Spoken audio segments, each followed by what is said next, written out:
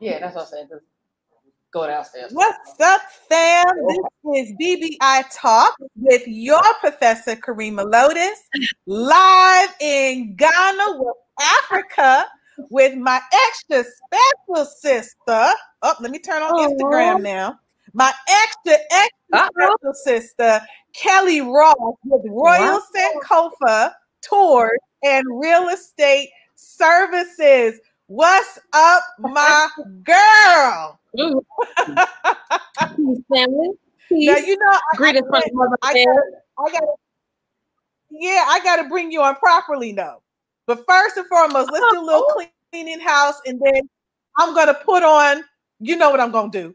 We talked about this. Okay. Here you go. Okay.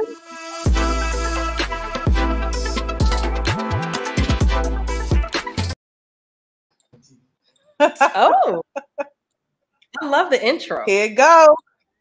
Here you go. Is this my jam? Hey. Hey. Hey.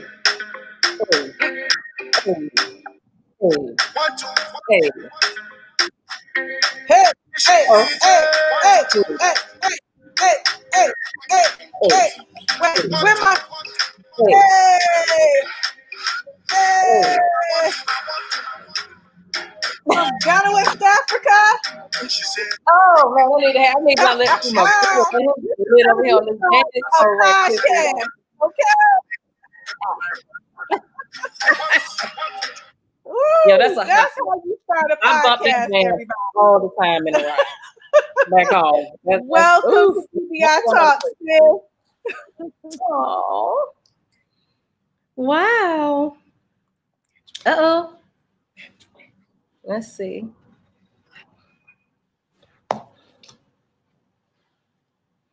Uh-oh. We there, sis? You with me, sis? There we go. Yeah, I had to take my phone off the other Wi-Fi. Okay. Uh-oh. Okay. You with me? I'm with you. Yeah, we having a little technical difficulties, but we're gonna make it do what it do. There all the time. Sounds like it's just okay, here we go. Mm-hmm.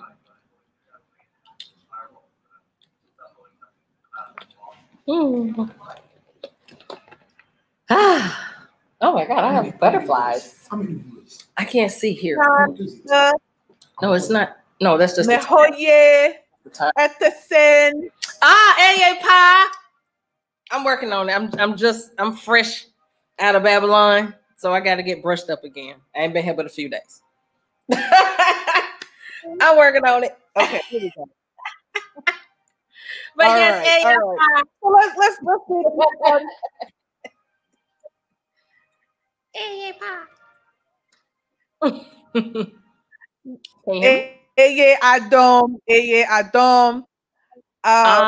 Look, let's go ahead and get this interview started. I can now. So tell us about Royal Sankofa Tours and Real Estate Services.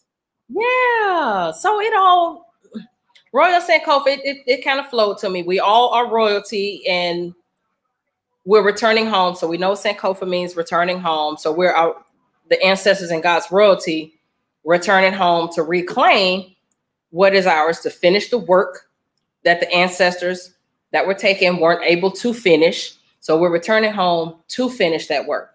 But it's also, I look at it as just our doorway. It's our gateway. I wanted to be the portal. Well, not that I wanted to be, I was chosen by the ancestors to be a portal, to be a bridge, to be a gateway, to return our people back home. And all of this transpired really from when I came the first time back in 2018 on the tour. I've been trying to get to Ghana for years prior to that. And then ever since maybe college, it was just something about motherland. Like, I was like, motherland. Yeah, I wonder what Africa's like, so I was in a conscious group in college and they sowed the seed on like, yo, what about Africa? It's like, yeah, Africa. And then finally made it on the tour in 2018, changed my life forever. Hadn't been the same. I mean, ancestors totally grabbed hold of me and said, you know what? You are it. You're the portal. So because of the experience that I had when I came on the tour, I was like, you know what? I can't withhold this. Why would I not want to share this life-changing event with my people? I would be robbing my people of an opportunity to experience like true peace, true freedom, not having to worry about being melanated anywhere. I don't have to worry about the police, you know, and just around in culture, what it was like to just be in a community of just us, all us, by us, for us. So the tour thing came about because I was like, oh my God, I got to get my people here to see what this is like. And then the real estate aspect came in because on my first trip, I saw the piece of land that I wanted before I even knew it was for sale. So a brother diasporan was hosting us for lunch on our way back to the airport to Babylon from the tour. Saw this land in the distance. It was an instant connection. I was like, oh my God, put me there. I was like, oh my God, that is it. That is it. So fast forward, you know, I found him. I was like, yo, brother Kojo, you know, what's for sale around here? Like, I knew I wanted to have land in the motherland. And he actually is like, you know, sis, you see that hillside? You see that? And then pan over there. I was like, wait a minute. That right there, that hill. He's like, yeah. I was like, yo, how much? You know? So really good price. I was like, you know, I took a step of faith and I said, let's run it. So that transaction, though, was my real estate school here. So I run a full-time brokerage here. Got that all down pat. And because, you know, from the States, we're used to a level of a certain high level of quality, you know, work, detail, discipline, integrity, you know, otherwise we lose your license with the real estate commission and all of that crap. So buying those lands the first time was like my real estate school experience here. And after going through that, oh, are you still there, sis? Oh, did we lose her? KARRIEMAH. Okay, yep, I got all my bars. Okay, yep, we're still on. Uh-oh. I want to keep going, but I don't want to leave any information out that she would miss. So I'm going to pause until she comes back in. I was just checking out my Instagram people while we get this connection with you going on. There we go. Perfect. Okay, so now I just want to just pause for a hot second because this is really, really important. And for those who maybe with the connection didn't really understand what you were saying, you know, you had this life-changing experience the first time you came to Ghana. And the idea of being able to see or spot land and then for it to be accessible. See, that's something that here in America is a challenge because you might see land, but the cost of the land is such that it becomes cost prohibitive for you to even make that investment. And then the other thing is you're talking about, and we're going to get to this later in this particular interview, the type of land that you're talking about. If you tried to buy that here, girlfriend, baby, it would be crazy money. Okay, so you had this experience. What brought you back? Like, well, how long did it take you to come back? Let me say that.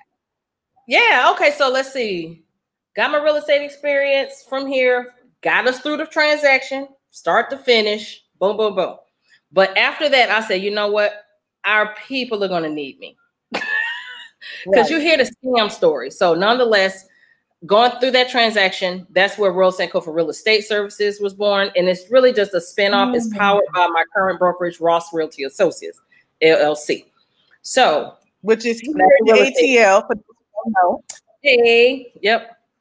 Found it right there in Atlanta, registered and everything, real estate commission, Georgia Real Estate Commission, all that. So coming back, I was sick, y'all. Everybody tell you got to Ghana for the first time, you probably felt that too. You're like, yo, man, you don't want to leave.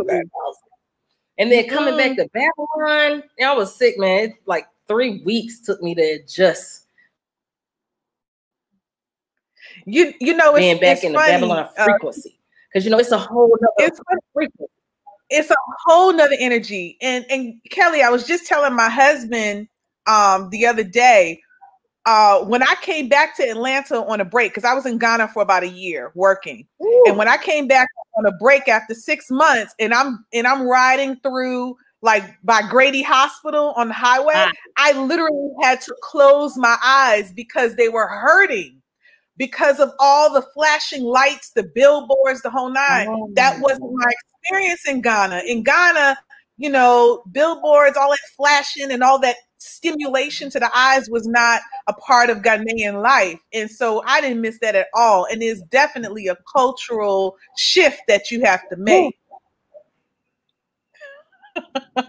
It's something you don't understand. Like I tell my parents, you know, why you want to go back so bad?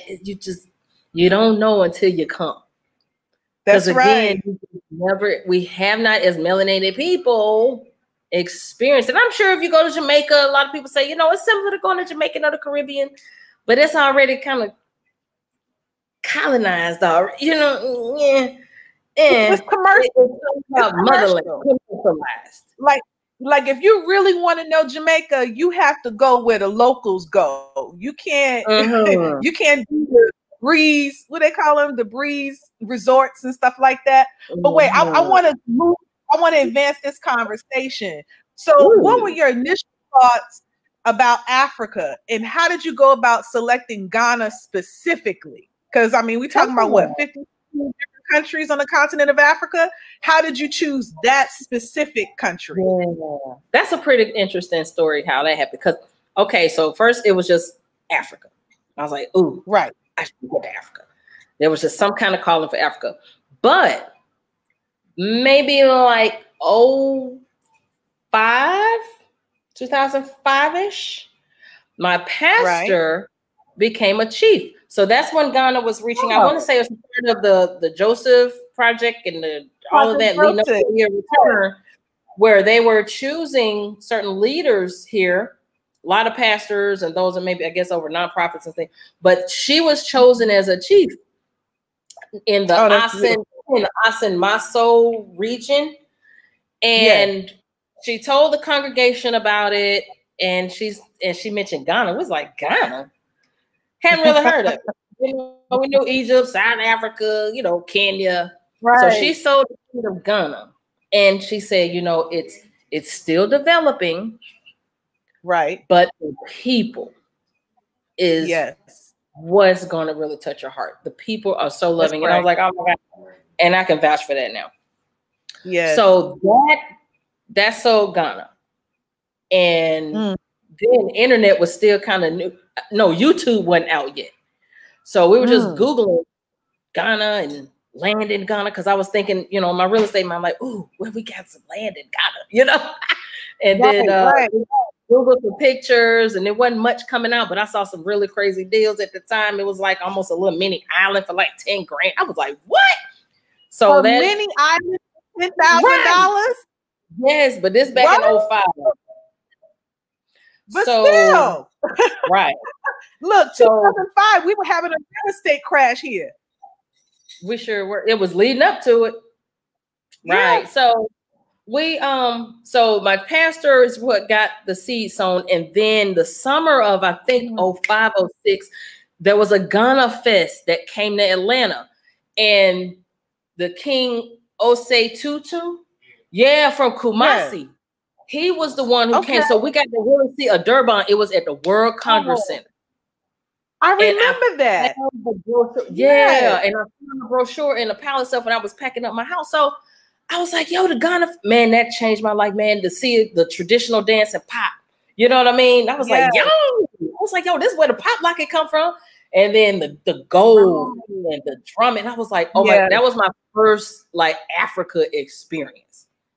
Yes. And I have got to get over there. And, you know, fast forward 13 years and I finally made it. But that's why I kind of, you know what I mean? It was just a seed sown from my pastor, and then combined with the Ghana Fest that came to Atlanta back in 2005 at the World Congress Center, man, changed my life. And you know what?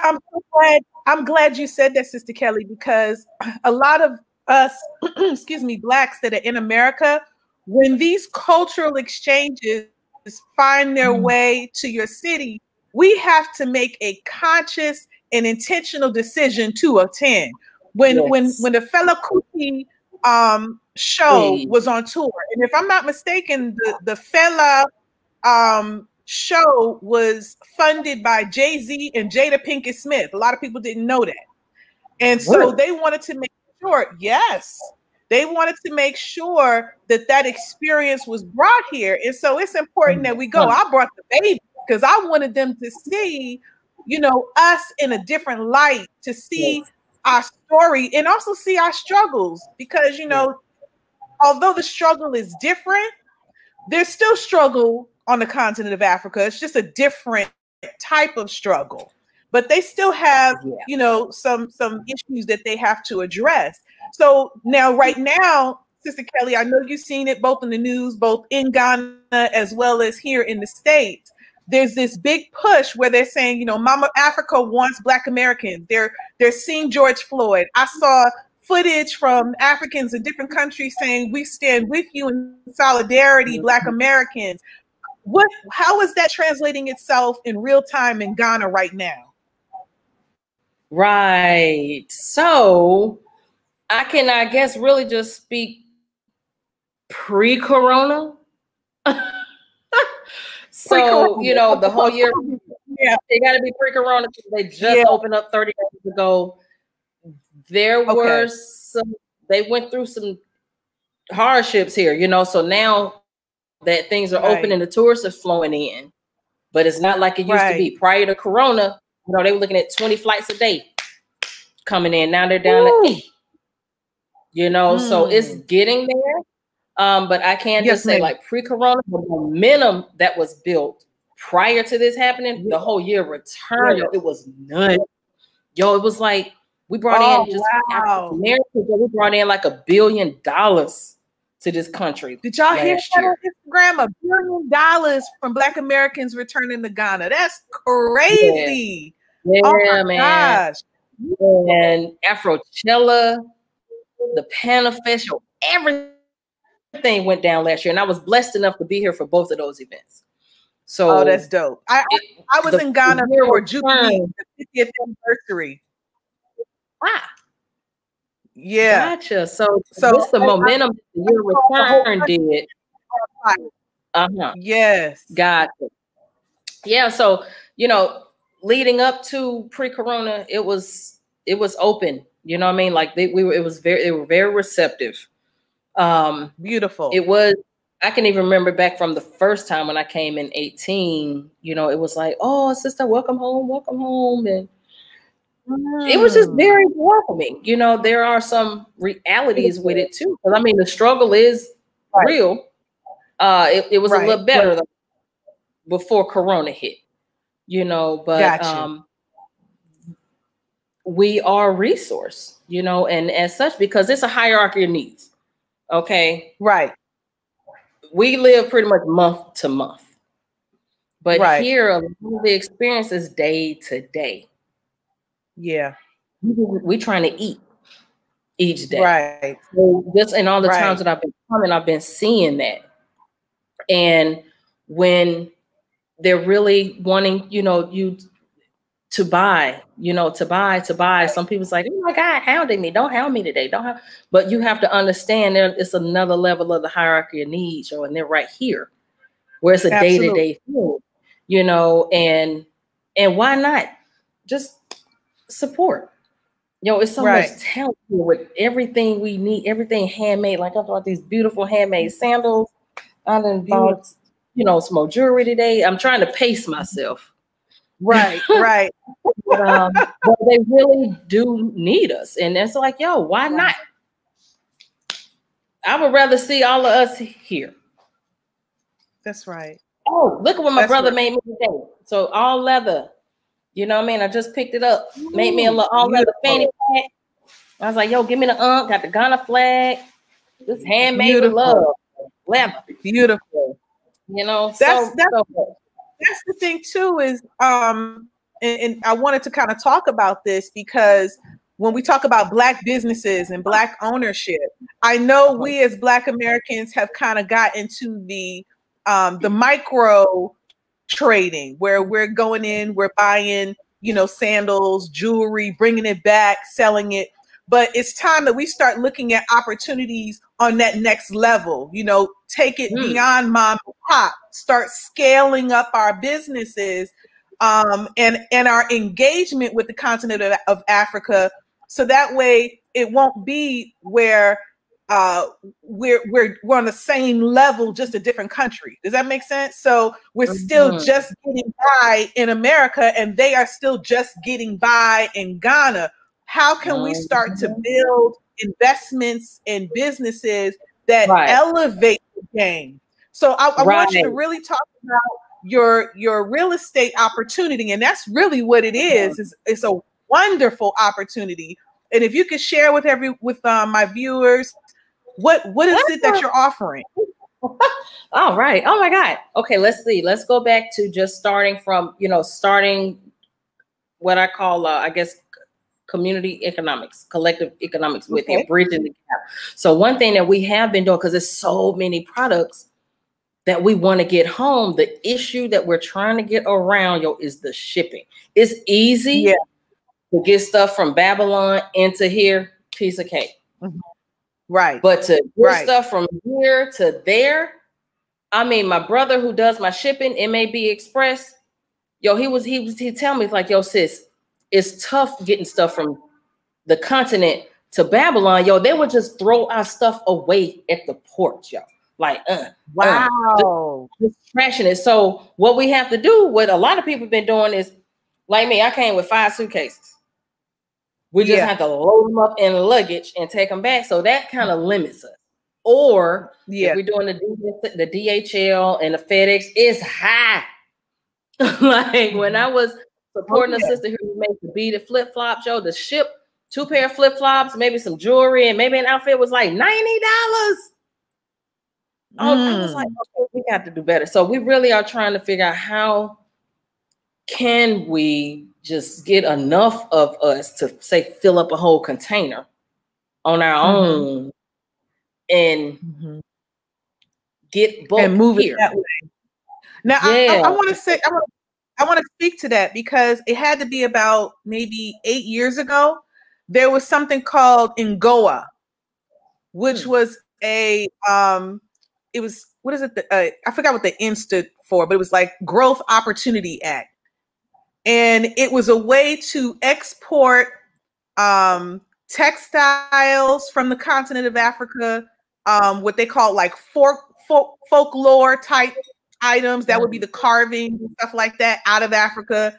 And it was like a whole list of things. And what happened was they were willing to waive the duties coming into America from Ghana. But this was during the first Bush administration. The daddy, he was the one that did NGOA, and check this out, they slid in oil.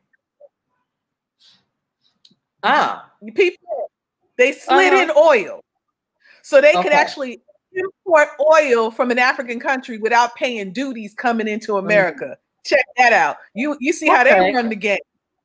Okay, so I love the idea of shipping containers and really taking advantage of that. But the other thing we need to look at is that a lot of us are having different types of conversations about reparations. Perhaps we need to start looking at creative ways that we can embed policies into our reparations, in addition to pushing our legislators, you know what I'm saying, to start putting in policies that benefit us. The other thing is, a lot of our cities in America have sister cities in other countries.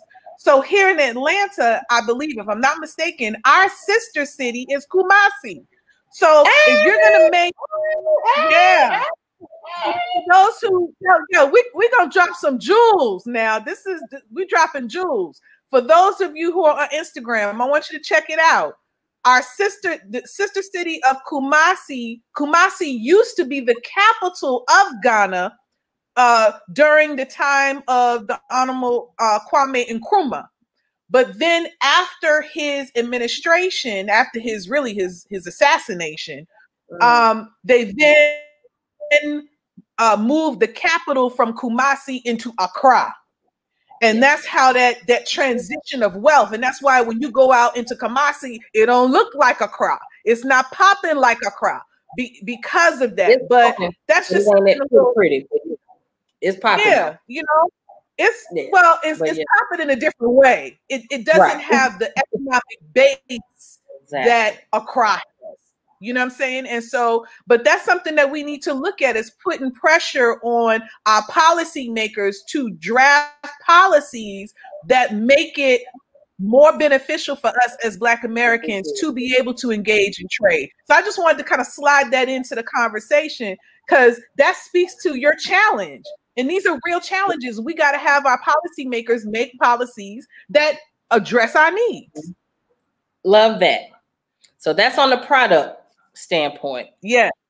Let's jump to the land. Now, the land thing, the real estate is a whole lot easier. So from the whole right to abode, things like that, Ghana is one of the few countries that we can come over here and buy land and reside and all that. It's challenging in Tanzania. They're like, foreigners can't buy land. We have to partner up with a local somehow. Right. Even with starting a business, you know, the local would have to have majority share of the business thing. So with Ghana, it's really easy. So it's a different process, but the service, where the way this door opened, okay, was from my first experience. And when I learned the process, it's all about the chiefs get to the stool land. But then you have to make sure that stool land is registered. You know, so like when we want to, sorry, when we want to sell there, you know, you get a broker, or you do for sale by owner, you just go on the market. But here, when you want to sell, you have to register with the land commission. Surveyor comes out, does a plot map for the seller. All parties involved in ownership have to all be vetted, be registered with land commission, and now you're free to sell. So okay, now let me pause right there, because we're in 2020.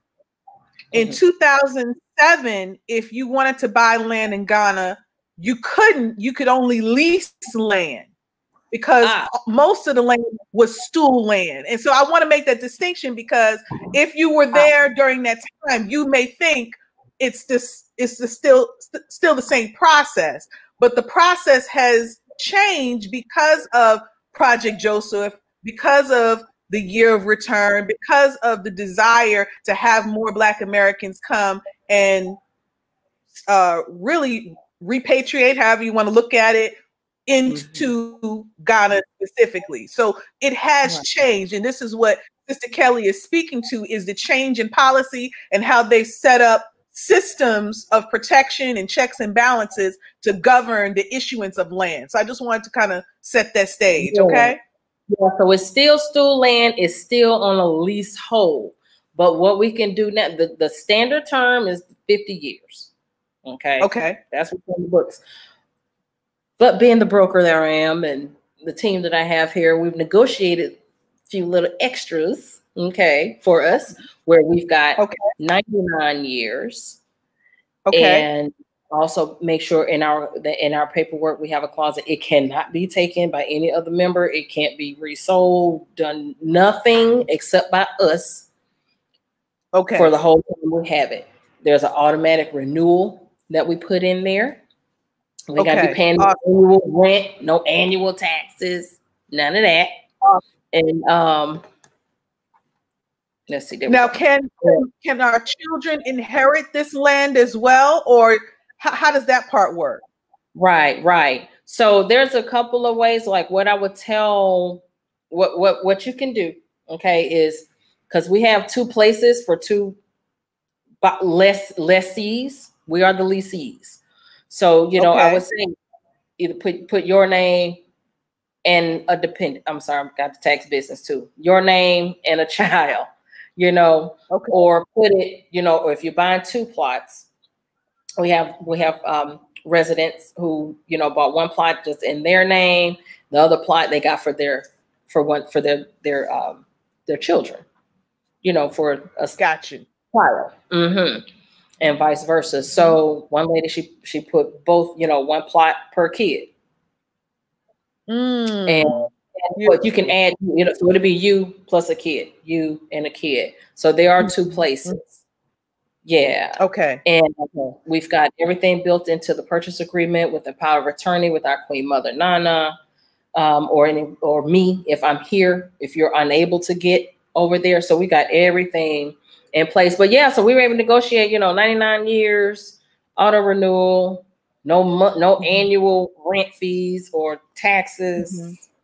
We're going to build off grid. I guess we're kind of leading up into the village that we're about to do. That we're kind of leading up into that. Before you get to that, can how dual citizenship, is that something that Ghana acknowledges as well? How does that work? So Ghana acknowledges it. Okay, the US, no. Okay. Well, I mean, that's how it is for anyway. But you can still get your own Ghanaian passport, is my point. For travel. There is. Okay. Yes. Okay. Okay. Now, what the citizenship we have? Oh, go ahead. No, I was saying because if you're forth in your land, how does that work? Oh, well, just our regular passport, but you know, if you get your Ghanaian passport, then you good to go all around the continent. Oh, awesome. But the citizenship that they are offering, that, you know, from the last year's batch and a few years ago, the batch of citizenship, is economic citizenship. So it ain't full. And what is that? We have full economic citizenship, but we can't run for office. You know, we can't run for MP. But hey, we got citizenship, and all we have to do is get a hold of our MP wherever we are, and stay on our MP like we stay on our local politicians over there. You know, so we would have to use our voice through the MP there, but we personally can't run for MP or assemblyman, you know, or minister of something. So the citizenship they are offering is an economic. It's not 100%. Yeah. And of course that comes in time too. It's baby step. Because this is a new well, I can't say it's a new arrangement because you have places like Liberia, you have you know, other countries that have had Black Americans, you know, given the right of return. Like, for example, I read this book by Isaiah Washington called A Man from Another Land. And he was actually one of the first Black Americans to gain citizenship in Liberia based upon his DNA testing. And so, I'm sorry, not Liberia, Sierra Leone. And so this how do we re-engage Black America? It's an ever evolving, that's a better way of saying that, a better you know, evolving dilemma, really. It's a dilemma here in America, and it's a dilemma even overseas. You know, what do we do? How do we make amends? How do we? Yeah, it's a lot of work to be done. A lot of dialect that needs to happen. But my whole thing is, I'm just glad the door is open. So the whole year return. You know, I think now when that happened, it was like a beacon call, and we heard it. You know, and it was like, wow, so Africa wants us home. You know what I mean? Like somebody's actually calling us home, and that's why it was so big. If you notice, I know before Corona hit, but Nigeria was having a year return. It was a different name, and a couple other countries because they saw the success that Ghana had. But Ghana was smart because they were the first. You know, the first for independence, the first to call us home. You know, so it's like but the year return, it was just a good beacon call where it just woke us all up. And to hear, because Motherland is calling her children home. We the lost tribe. She calling us home. And then honestly, like pre-corona, you know, a lot of my people, they'd be like, yo, okay, yeah, when you going back to Ghana? Okay, well, I think I want to take the tour. But once Corona hit, It's like, oh my God, when are you going back? When are you going back? I'm ready to go. Wow. So, yeah. And everybody's motivation is different. I was watching an interview by Akon. Akon was born in Senegal. He came here to America in New York, kind of grew up a little bit, got into a little bit of trouble, went to prison, came out, started his musical career, and now he's just like beyond dope back in Senegal. He started out with Light Up Africa initiative, where he's doing solar power all over the West Coast, all up and down the West Coast of Africa. Now he's building Akon City. And in this interview I saw, he was like, yo, Black Americans, come on. He said, we can build a Fortune 500 company on the continent of Africa within 5 years. So it's definitely something for us to look at, even though I understand Mama Africa is going to benefit from us coming, but there's a benefit that we too can get that we so desperately need in terms of that economic standing. So, it's mutually beneficial. And I want to say that because someone may be listening to this and they may only be hearing, oh, we want you in Africa because of our money. We benefit in that exchange as well. So, it's a beautiful win-win. It's a win-win. It's a beautiful win-win. Because you're with your people. You have to move. And you don't have to move. Right. Now that, with technology here and, the network system now is up. We already know what Corona was about. It was a few things. It was smoke screen for a few things. We've all been out. We've seen all the towers and everything that have quadrupled. So the same here in the city. So the network is a whole lot better. Wow. And because they want to progress. You know what I mean? You got to get the technology infrastructure in place, and now we can do this commerce cross continent. It's getting better, baby steps. Yeah. So now, Akon got Akon City, and we got Queens Village coming up. Queens Village, and that's in what part of Ghana? We're just gonna say Takoradi. We do want to keep some anonymous. I got you. We're gonna keep it on the hush. It's on the Takoradi. Yes, right. And look, I got some footage here. Look, those of you who are watching, look, don't hate on your girl. I'm trying to do my best with this video presentation, so just bear with your sister. It's my first time, but too. I want to make sure. I'm nervous. Yeah, this but I want to show this video.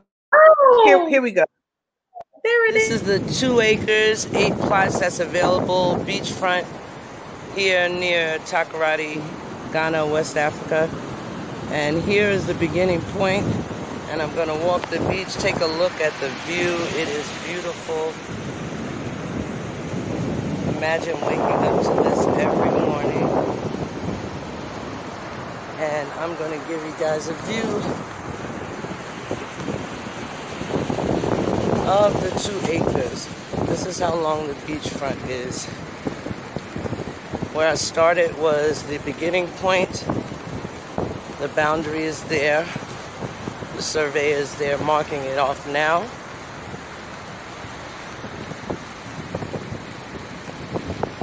And I'm approaching the end point at this little stick we've placed there to mark the end of the beach boundary.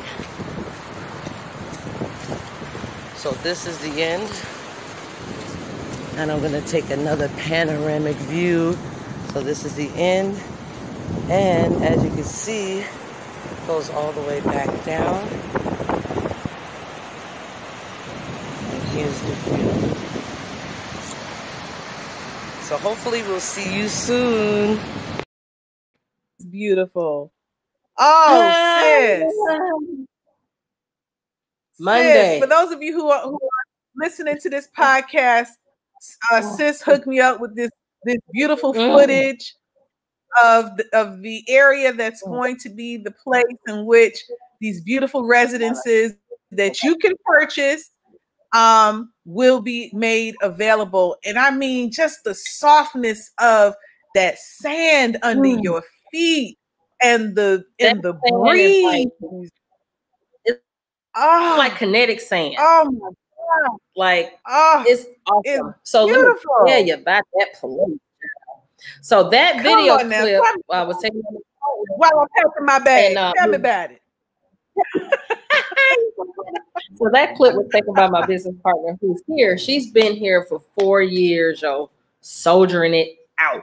She fled the States from an abusive marriage, but it put a hit out on her and everything. So she was able to, craziness. So she fled out from, she was out in New York and Miami, fled out with her son who was 11 at the time. And she spiritually had chosen that place because she's like, I want to go to the center of the universe. And this particular location is right where the crime meridian and the equator meet, like where they intersect. The center of creation. And we're being called this opportunity that we have to come to that, to be the first of what we're doing as a diaspora community. And to be called in that place.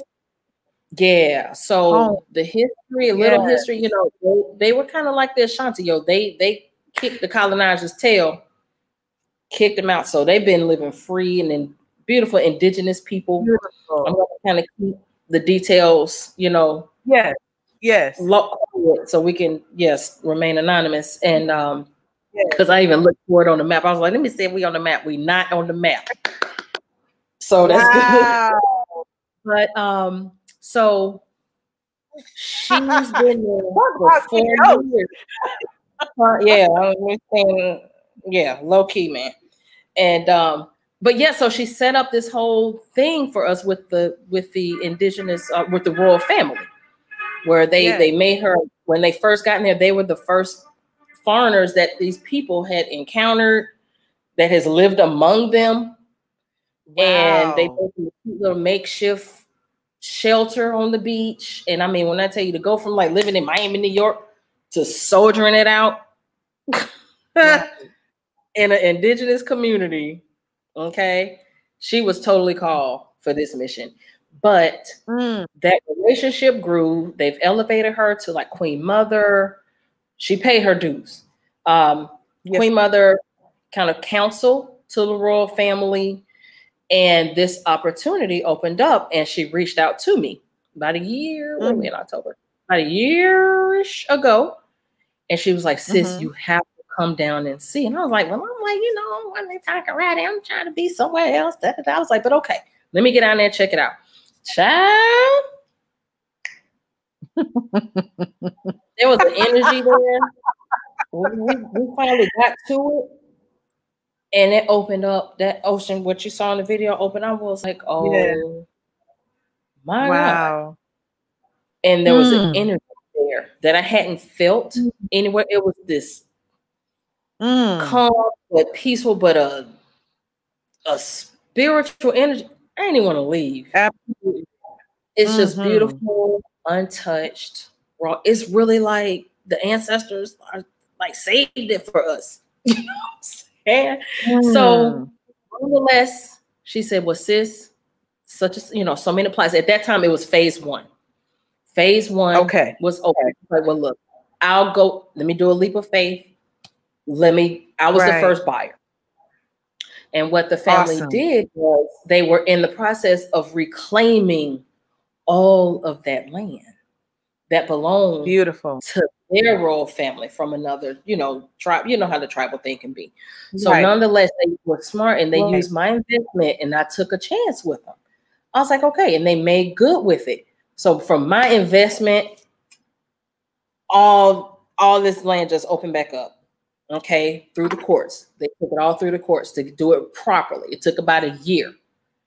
And that's when then after I was all good, got everything in place, good relationship with the chief. He's a Pan-Africanist. Like he wants us back. And he gave me and her exclusivity on selling all the land there. They allocated 30 acres for our village, for our own diaspora community right there on the coast. So we've got beachfront side, and then we've got the inland side with the 30 acres where the village is. And it's so beautiful, but the plot sizes, you know, are right at a 1/4 acre a plot. The beachfront side, those are 7 a plot, but it includes everything, you know, versus saying, hey, is this price? What, you got to wait till you come here, and now you still got to pay for, you know, paid high court, pay lands, pay the planning office. So we just put it all in. Okay. Very well. We have a team in place with key people to get it all done. So it's no more just dropping it off. And now you're like, God dang, it's been like 6 months. God damn, let's get my papers back in a year. We on a like less than 90-day turnaround for filing. 30 days when it's ready to go to land. So again, the same way I run my brokerage back home, order. Yes. It's the same way we have to order and a key team full of the right players. And that's what Nana and I have been able to put in place, mainly her, you know, because she's the boots on the ground. She handles the ground, and then I'm the push to diaspora to bring us the opportunity to get us home. You know, and I want to speak to that too, because you can't run a business by remote control on the continent of Africa. Black folk are black folk all over the world. Okay, we survival mode. Look, that's real. Black folk all over the world. We kick in the survival mode no matter where we are. Y'all understand what I'm talking about? There's a Pookie here in America. There's a Pookie there. He might have a different name, but he's there. Okay, so it's important that you have, in all seriousness, a point of contact, someone that you can trust that's on the ground that can be that conduit, if you will, to getting your things done and staying on task. And what I love about how you have this whole thing set up is that you have the same type of order and structure that we are accustomed to here in America for getting things done, except it's in Ghana. Now, keeping in mind, you know, that's within the context of your sphere of responsibility, right? So anything beyond you don't have control over, but the things that you do have care of, in charge of, you keep it spot on. Okay, and all the that's the only location. So all the areas that the opportunities that I bring are areas where I've personally purchased land. We got the relationships with the chiefs already. Awesome. Everything's already negotiated and ready.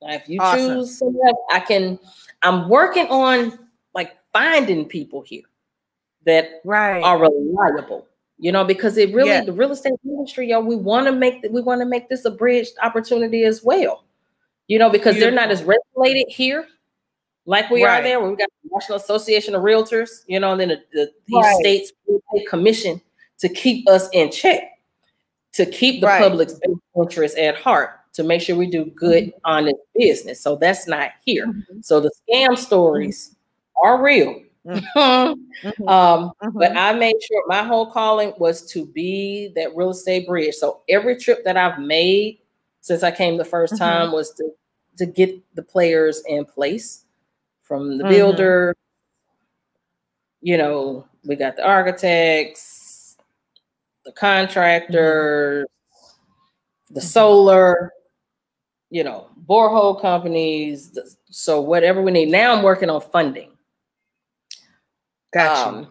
To build the average 12 to 1,500 square foot house, cost you, depending on how decked out you want it to be. You know what I'm saying? You're trying like, ooh, have it all flashy. But if you just go nice, basic, well-built brick and mortar, we're looking at about 30 to 40,000. Gotcha. Okay. So we're working on eco housing options. So we have them, but it's been challenging. I'm trying to get this bank there's one bank, they'll both of them will fund brick and mortar all day. But what we want down at our coastal village is eco housing. You know, the shipping container homes. We can do the dome mud homes. We can do the rammed earth homes. Those are hot too. Just Google them. Rammed earth. Oh, beautiful. Yes. Ciao. And then we are going to be off grid, so you could build a brick and mortar. There are power lines down there, but we'd have to collectively buy our own transformer, and we ain't doing it because you've experienced lights out. I've experienced lights out. Ain't nobody got time for that. So we're going solar. You can do a well or a borehole, okay? And part of your purchase is a well. We can put a well on there for you. And I like the solar option better anyway, Sister Kellee, because then our presence is giving the moment we hit the ground. So there's an opportunity for sharing some of that solar energy with local, local residents, local community. Because I mean, I know we have very similar spirit in that if I'm in a home and I've got power all the time and I walk outside my front door and I see, a sister Ghanaian, a brother Ghanaian, and they're sitting outside their house because they don't have any power, that hurts me. You know what I mean? As if I'm without power. So if there's a way that we can share, it doesn't hurt me. You know what I'm saying? I've already paid for the solar power. You've already hooked me up with, people to make sure that I have that on my home and take care of my needs. Why can't I share some of that power, with the residents and allow them to kind of have that so that they too can have an improved quality of life? I think that's a part of this process too. Right. That's a part of the whole project. It's a collective project. We're not just doing our own thing just to be among us. That's already a problem here with a lot of diasporans that's been forever. They just doing their own thing. They not even doing nothing. And I ain't mad at them on that. Okay. But we're a collective project where we will be. A lot of our laborers are the locals. Yes. We have access to almond. We got access to an almond tree farm down at your Moringa farm. So we're going to be creating a part of the village. We've allocated so much acreage for commercial and manufacturing. We want to do a school. A lot of people that are coming are like musicians or former musicians. So we want to do a performing arts school. We've got artists and trade. So a lot of our brothers and sisters that have already been securing their plots, they're tradesmen, plumbers, firemen, electricians, contracting, real estate, techies. Yeah, we got beautiful Netherlands crew that are, techies and things and worked on the railroad and things. Yeah, we have a beautiful array of diasporas. Come on now. It's going to be a collective opportunity where we can bring and create jobs. Yes. For the indigenous communities there, because they're at the end of the road. About walking, they're about 30 minutes down the road. We started off. So as soon as you come in, it's like, so we'll have our opportunity to be the first all diasporan coastal community where we got beachfront and the roadside coastal. Just like when you go to Myrtle Beach and all that, you got that main little road there, the Pacific Street. Beachfront side, and then you got the side across the street, the inland side, but they also have access to the beach. So all of us that are on the beachfront, all the beachfront buyers will be allocating public access points for our family in the village to just come right across the street. And then they can we'll have businesses there as part of our land, half residential, half like bars, restaurants. I'm gonna do a juice bar, a little spa, meditation thing. We're all doing something. Yeah, one sister, she's from Dubai, and she wants to do like drive-ins or like, should we say beachfront beautiful movies, with screens and stuff. And man, it's so much we're doing what we're supposed to be doing. And to have the support and the welcoming of the local community and the royal family, yo, they're like, yes, come. Like Nana has all the stage, everything has already been set. So now coming. So there's, let's see, I got here first. Another one coming, another brother, he coming Friday. Well, he just sent me a notice that the airline changing his flight. One thing they have been doing, if the flight not booked enough, they're gonna move, change it. So just keeping that in mind. Another brother coming Sunday. So we're hoping, you know, a group of us are gonna go Monday. We'll fly on down to Takoradi from up here in the crowd and get to work. You know, getting our seeds in the ground. We bought seed banks. I've been saving seeds, like seeds. I'm like, Lord, please let me grow over here. So yeah, but seed banks. My husband is listening. He's at work, so he can't watch the video, but he's listening. And I thank him because he's putting in the chat box. If you have any questions, you know, please feel free to put your questions in the chat box, and I will read the question for Sister Kellee. He said when I was talking about not INGOA, it's AGOA, African Growth and Opportunity Act. That was under the first Bush administration. It was AGOA. And then he also put the link in for the Atlanta sister cities. I tell you, he be on it. So I mean, I'm just so appreciative. Like King is got a good king. Black love, y'all. Black love all day. I thank you, honey. Oh, yeah, it's gonna be nice, man. It's gonna be nice. Yes. But it's gonna be nice. And thinking about to the airport too. So we only like 45 minute drive to the airport. So if you want to go party in the car, whatever, just hop on a quick little $50 flight, take you 40 minutes, and you can go party in the car for the weekend and then fly on back to Takoradi. But they got a mall, you know, that just opened up last year. I think last year. Time going by so fast. Year, 2 years ago? Yeah, or 2018. Yeah, the Takoradi Mall and more restaurants, and then they just discovered oil down there, so you can see the development. The streets are pretty good down there. You got BMW, a lot of the manufacturers and Volkswagen and all that's coming in. Yeah. Now, how far is that from Cape Coast where Elmina slave dungeon is? How far? Okay. So from Takoradi to Elmina is only like an hour. Okay. Taking the Cape Coast like an hour and a half, 4 hours from across. Awesome. And now, so when it comes to the homes that you're building, one of the things when you're talking about the financing, I just want to share with those who are watching on Facebook or Instagram or on YouTube.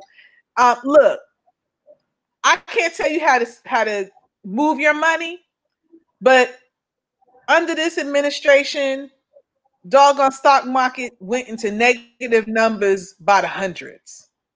Yeah. If you have a 401k, that 401k, okay, that 401k, when that stock market drops, guess how much of your money wrapped up in the stock market you're going to lose. So I'm only making a humble suggestion. If it were me and I'm sitting on this 401k money, I am not going to leave that money at the discretion of these current fools. I would remove my money. I would buy some land here in America, and I buy some land in Ghana or some other country. I would not leave my money in this drop market. That's not stock market, drop market. I would not do it. I would get me some gold, and we're going to talk about that in future shows. That's been going really good. And I would really secure ourselves in that way, because all this stock market stuff and that thing went negative 500 points. Okay? The moment, yes, a few months ago, negative 500 plummeted. Okay? And when the current president gave his COVID diagnosis along with his wife, it dropped some more. Okay, so I would not leave my money wrapped up in these stock options. Right. I would pull it while it has some value and get something that can secure myself and my family. I would buy land. And that's why this 4-part series. That's why I kicked off BBI Talks with Green Gold, because I wanted us to reestablish a connection to the land. Okay, I want us to look at the land beyond our historical experiences of slavery, because guess what? We had a more meaningful relationship to land prior to slavery. Now we have an opportunity to use that land to build a future for ourselves, because there's gonna come a time when ain't gonna be no more choices. We're gonna have to live among one another, whether we like it or not, or we'll die. It's going to be one or the other, but it won't be both. So I'm so grateful to you, sister, and others who are with you and who are like you, who are out there laying the foundation, so that those who desire to make that investment have a clear pathway, a credible pathway to getting there. And I just pray for your continued blessings and safety and growth. I'm just sending all the prayers your way and to everybody who's working with you, because this is the season, sis. This is the moment that we've been waiting for. And there are people on their jobs that are tired of being on their jobs. They tired of living in apartments. They're tired of being in places that they can't own or can't even come close to ownership, or living in cement walls. They want to see ocean. They want to see palm trees. They want to be in the beauty and bask in the sun and that the God created.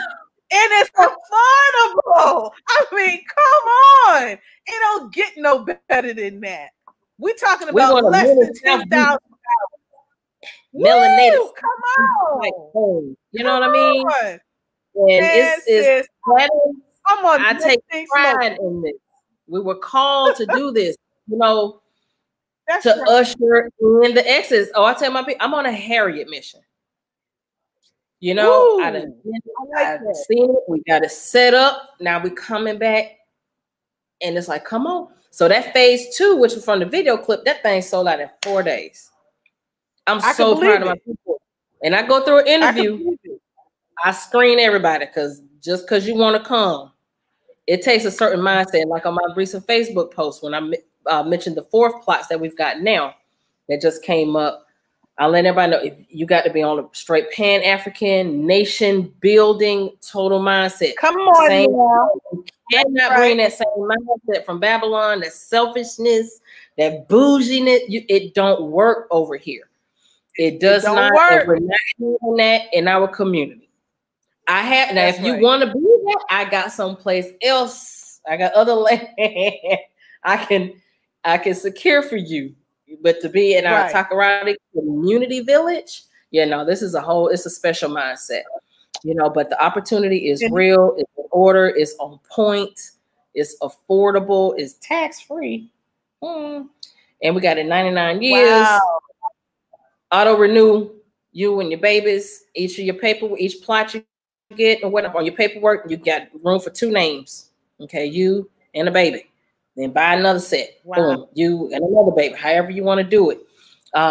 So yeah, it's ready for us. It's fertile, right there, the center of the universe. The weather is perfect. Beautiful. It's so fertile. Warm, beautiful. We got people in the chat box talking about some separation begins in the mind. That's right. That is so right. Thank you, bro. Yeah. I'm so excited. We head down there Monday. So we'll be doing footage. We got our YouTube channels ready. And I've just been taking footage while I'm out. I was like, let me get a little shot of this, you know, walking through Osu or walking in circle, you know, in the tech community and things like that. But once we get down there, like, we're going to actually start documenting with footage and everybody know the X is for real. That's going to be part 2. We have to do this again, Sister Kellee. We got to have a part 2. We got to show people after you broke ground and everything else. Because, you know, some of us are from Missouri. We from the show me state. And they want to see footage. They want to see pictures. They want to see. And I'm cool with that. It makes perfect sense. So we're going to have a part 2 of this. I got to wrap this up. We already went a little bit over in time because we just was so filled with the spirit. That's what happens on BBI Talks. That's why you this episode. You just never know what's gonna come out, you know. And then when the queen's in the house, like it's Goddess Central, you know what I mean? So we just sharing jewels, you know. We edifying each other. That's what we do. So, but I want to thank you, Sister Kellee Ross of Royal Sankofa Tours and Real Estate Services, for being my very first guest on BBI Talk. I appreciate you, sister. I thank you. We are going to do a part 2. The Green Gold series, part 1. Part 2, we're going to bring it back here to the ATL, and we're going to talk about reparations. I got this cool brother named Brother Reginald Muhammad.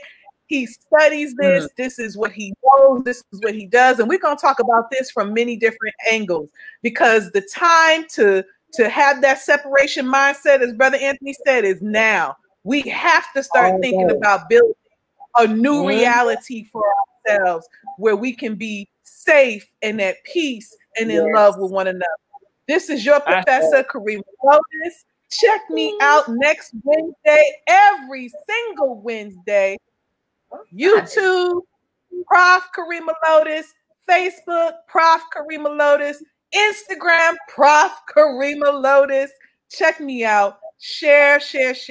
Turn on your notifications. Leave me your comments. I want some feedback. What did you think about the show? Did you learn something new? Add to it so we can announce those things from you on the next show. Thank you so much. I love y'all. Thank you.